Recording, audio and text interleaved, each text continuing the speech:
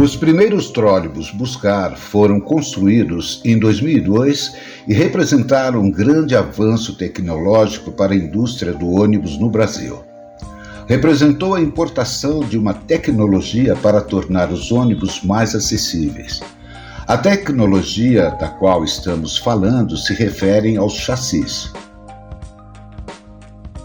Até então, o padrão dos chassis para ônibus nada mais eram que os chassis usados para caminhões.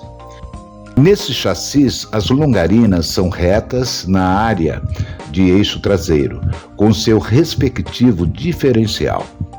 Nessas condições, a altura do piso interno da carroceria é elevada e o acesso é feito através de 2 degraus, além da altura do primeiro estribo. Alguns exemplos de chassis projetados para ônibus podem ser visualizados nos chassis de ônibus e trólebus americanos. Vemos que nos chassis dos trólebus Marmon Harrington, as longarinas descrevem uma curvatura na região do eixo traseiro, de modo a diminuir a altura do piso. Outro exemplo é o chassis do ônibus GMC-ODC, que foram usados para a produção dos trólebus fabricados nas oficinas da CMTC em São Paulo. Da mesma forma, as longarinas eram curvadas na região do eixo traseiro. Podemos notar que nos trólebus CMTC, com os eixos originais GMC e rodas menores, a altura do piso interno era menor, com cerca de 1,05 m, de acordo com os desenhos da CMTC. No projeto dos novos trólebus brasileiros, em 1979, a altura máxima do piso interno foi estipulada em 85 centímetros, representando um desenvolvimento na indústria de ônibus. A Scania projetou um chassis com essas características e suspensão com bolsões de ar. Foram montadas as carrocerias Ciferal e Marco Polo e a aparência desses trólebus eram bem modernas.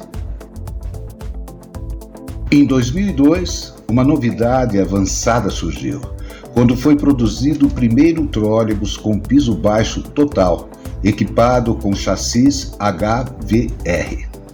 Certamente foi o primeiro ônibus com essas características fabricado no Brasil.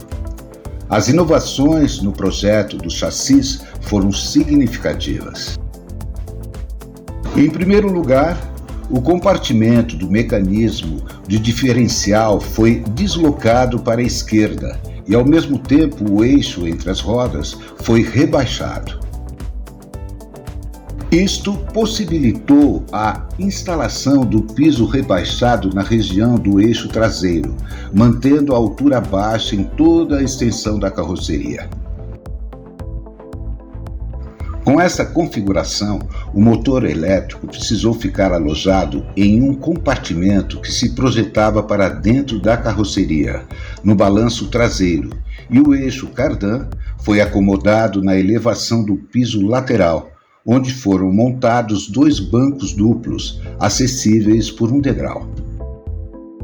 Também todo o equipamento elétrico foi alojado em um armário na traseira, pois não haveria outro espaço disponível para acomodar quaisquer outros tipos de equipamentos ao longo da carroceria, com piso baixo total. O motor de refrigeração foi instalado acima do motor de tração, e o compressor ficava localizado na área do para-choque traseiro. A concepção do projeto era bem avançada, pois todos os equipamentos eram alojados na parte de trás e não havia outros equipamentos no teto, presentes em outros modelos de trólebus. O eixo modelo Raba foi importado da Hungria, possibilitando o desenvolvimento desse projeto arrojado. Em 2011, foi produzido um protótipo utilizando motor a diesel, com a montagem dos equipamentos na vertical. Em 2012, a Volvo produziu um chassi para ônibus biarticulado e o eixo motor rebaixado foi instalado na primeira seção do ônibus. O motor foi montado na vertical e alojado em um armário interno na carroceria. Em 2016, o protótipo do ônibus movido a hidrogênio foi desenvolvido pela Universidade Federal do Rio de Janeiro, utilizando o chassi de piso baixo total. Entre 2002 e 2005 foram produzidos 21 trólebus Buscar para o corredor da EMTU, utilizando os motores de tração Engesa, reutilizados dos trólebus Cobrasma. Em 2023, alguns desses trólebus ainda estão em operação.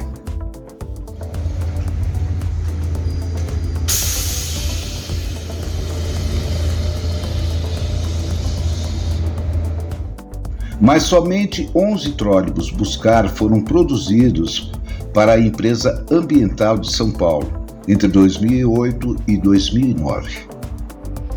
A produção desses veículos representou um marco importante para o desenvolvimento da indústria brasileira de ônibus.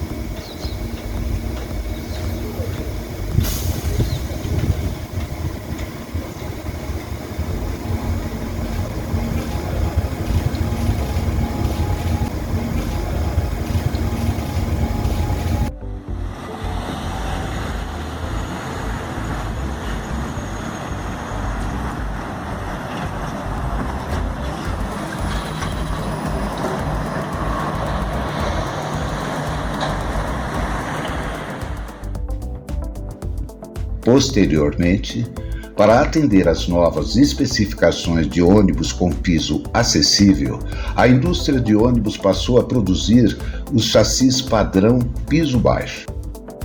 Nesta configuração, o piso baixo se estende somente na parte frontal e na área traseira o piso é elevado, acessível através de 2 degraus.